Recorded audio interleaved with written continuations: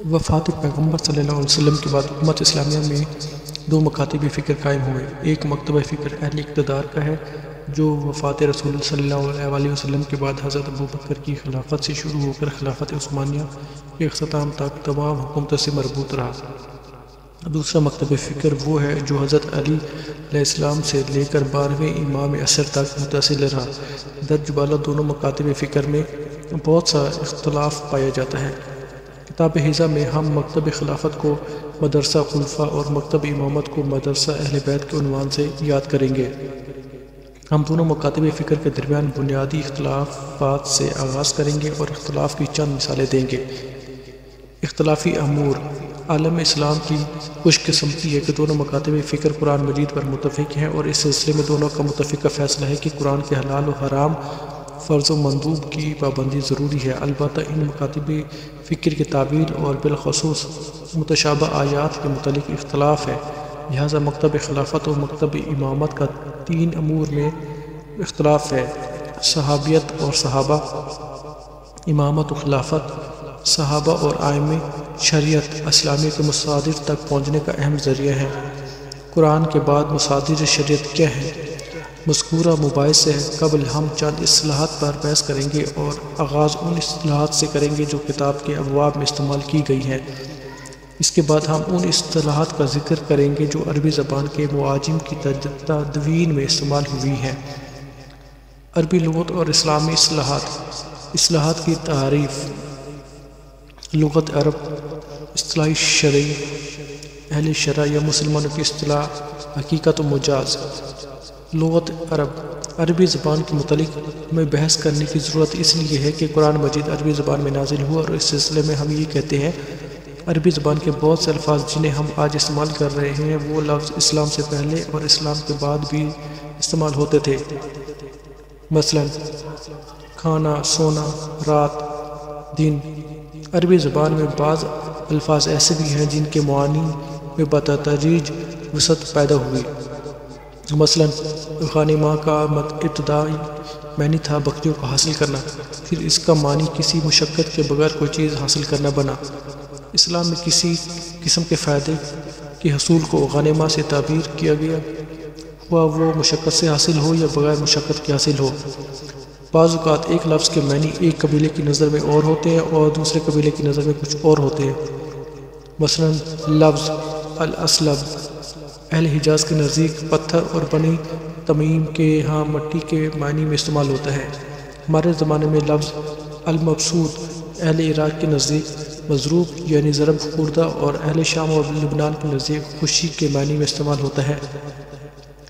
جب ایک ہی لفظ علاقائی طور پہ 2 علیحدہ معانی میں استعمال ہوتا ہے تو اس کی وضاحت ضروری ہوتی ہے۔ مثلا ہم کہیں گے یعنی بنی تمیم کے نزدیک لفظ اسلب کے یہ معنی ہے اور اہل حجاز کے نزدیک یہ معنی ہے۔ اصطلاح شرعی: حضرت رسول کریم صلی اللہ علیہ وسلم نے عربی زبان کے بعض ایسے الفاظ فرمائے جو صرف ایک محدود مقصد کے لیے استعمال ہوتے تھے، لیکن آپ نے ان الفاظ کو ان کے لغوی معنی سے ہٹا کر انہیں مخصوص اصطلاحی شکل عطا کی۔ مثلا عربی زبان میں الصلاۃ کا لفظ مستعمل تھا جس کے معنی دعا کے ہیں، لیکن رسول کریم صلی اللہ علیہ وسلم نے اس لفظ کو نماز کے مفہوم میں بدل دیا، اور یہ مفہوم اہل عرب کے نزدیک اس وقت رائج نہیں تھا۔ کوئی لفظ اس وقت تک اصطلاحی شرعی قرار نہیں دیا جا سکتا جب تک کہ وہ لفظ قرآن و حدیث میں استعمال نہ ہوا ہو۔ اصطلاحی شرعی کی تعریف یہ ہے کہ ہر وہ لفظ اصطلاحی شرعی ہے جسے رسول خدا صلی اللہ علیہ وسلم نے کسی مخصوص مفہوم و معنی کے لیے استعمال کیا ہو۔ اہل شرع کی اصطلاح: عربی لغت میں کچھ ایسے الفاظ بھی مروج ہیں جنہیں اہل شرع کی اصطلاح کہا جا سکتا ہے۔ مثلا مجتہد فقیہ کو کہا جاتا ہے، جبکہ اصل لغت میں لفظ اجتہاد کوشش اور لفظ مجتہد کوشش کرنے والے کے لیے استعمال ہوتا ہے۔ اور حدیث نبوی میں بھی یہ لفظ اسی معنی میں استعمال ہوا ہے، جیسے کہ حضرت صلی اللہ علیہ وسلم نے اپنی ایک حدیث میں یہ الفاظ ارشاد فرمائے: ابن اسیر عالم کو عبادت میں کوشش کرنے والے 100 گنا فضیلت حاصل ہے۔ اور رسول خدا کی سیرت میں ہمیں یہ الفاظ بھی دکھائی دیتے ہیں۔ رسول خدا ماہ رمضان کے آخری عشرے میں عبادت کے لیے خصوصی جدوجہد کرتے تھے، جو کہ دوسرے ایام میں نہیں کرتے تھے۔ قرآن مجید اور حدیث نبی صلی اللہ علیہ وسلم میں لفظ مجتہد فقیہ کے معنی میں استعمال نہیں ہوا۔ یہ جدید اصطلاح ہے جسے ہم اہل شرع کی اصطلاح کہہ سکتے ہیں۔ اہل شرع کی اصطلاح میں کچھ اصطلاحات ایسی بھی ہوتی ہیں جو کہ صرف ایک طبقے کے ہاں مروج ہوتی ہیں اور دوسرے طبقے کے نزدیک بالکل نامانوس ہوتی ہیں۔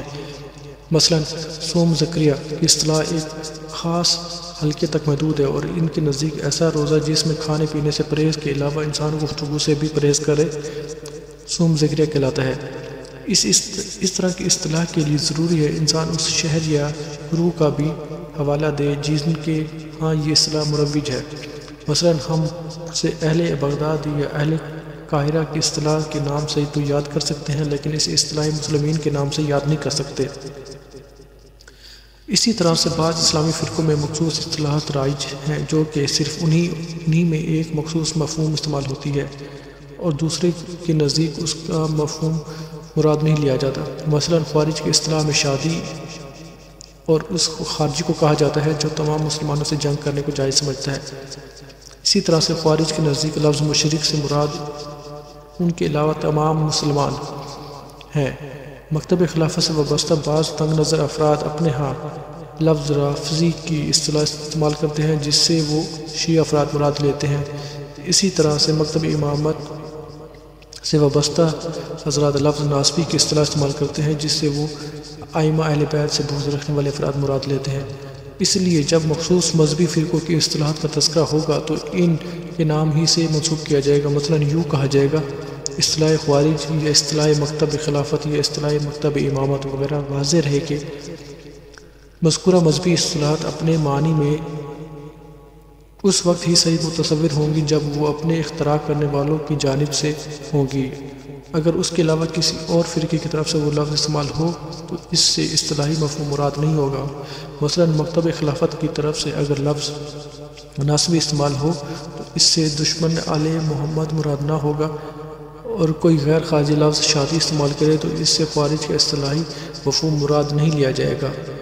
حقیقت و مجاز: جب کسی لفظ کا استعمال اس کے وضعی معنی میں ہو اور سننے والے کے ذہن میں اس کے علاوہ کوئی دوسرا معنی نہ آئے تو اس سے حقیقی معنی کہا جائے گا۔ مثلا لفظ اسد سے مراد شیر مراد لیا جائے گا اور لفظ صلاۃ سے مراد نماز لی جائے گی تو یہ اس کا حقیقی معنی تصور ہوگا، اور پہلی مثال کو حقیقت اللغویہ اور دوسری مثال کو حقیقت الشرعیہ کہا جاتا ہے۔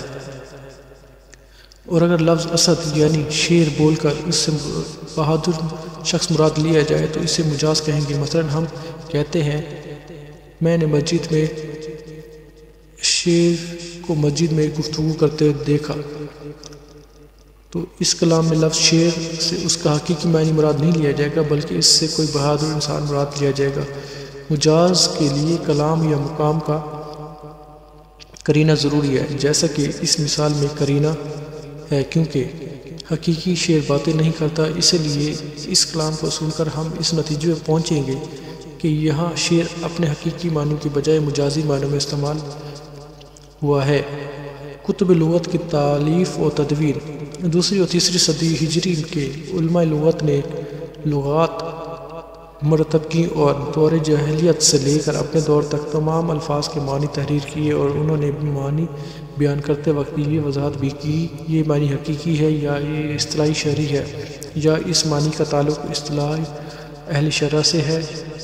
مگر اسلامی اور فقہی اصطلاحات کی وضاحت اہل لغت کی بنسبت فقہاء کرام نے زیادہ فرمائی، جبکہ بعض غیر فقہی اور اصطلاحات کی وضاحت کم کی گئی، جس کا نتیجہ یہ نکلا کہ بعض اصطلاحات غیر معروف بن کر رہ گئی اور ان کے متعلق لوگ یہ فیصلہ نہ کر سکے کہ ان الفاظ کا تعلق اصطلاح شرع سے ہے یا اصطلاحی اہل شرع سے ہے، جس کی وجہ سے اسلامی مفاہیم اور بعض احکام شرعیہ کے سمجھنے میں دقت پیدا ہوئی، اور یہی دقت لفظ صحابی اور صحابہ میں بھی پائی جاتی ہے۔